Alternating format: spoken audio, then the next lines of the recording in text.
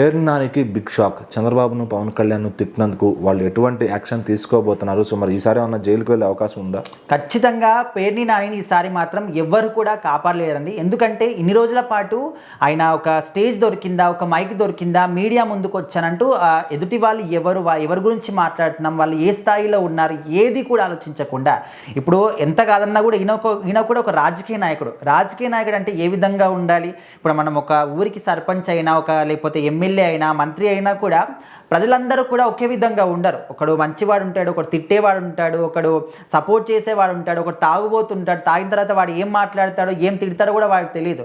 So రాజకీయ నాయకుడు అన్నప్పుడు జనాలందరినీ కూడా అరే ఫలానా మనుషులు ఉంటారు, ఇలా రకరకాల మనుషులు ఉంటారు, అందరినీ కూడా సమానంగా చూసి వెళ్ళేవాడు ఒక రాజకీయ నాయకుడు.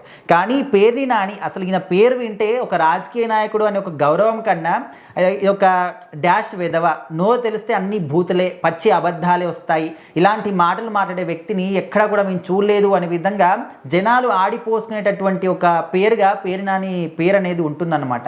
ఎందుకంటే ఇప్పుడు రీసెంట్గా మాట్లాడినటువంటి మాటలకి ఈ విధంగా జరుగుతుంది. కానీ ఇంతకు ముందు కూడా అసలు ఆయన ఎక్కడికి వెళ్ళినా కూడా ఆ ఈవెంట్ ఏది కానీ, సందర్భం ఏది కానీ, ఎప్పుడు కూడా చంద్రబాబు నాయుడు గారిని, పవన్ కళ్యాణ్ గారిని ఇంకా నోటికొచ్చిన విధంగా పచ్చి బూతులు అవి మనము ఊర్లలో కూడా అట్లాంటి మాటలు మాట్లాడుకోవట్లేదు ఈ రోజులలో. అట్లాంటి మాటలు ఈయన మీడియా ముందుకు వచ్చి మైక్ల ముందు కూడా మాట్లాడుతూ ఉంటారు.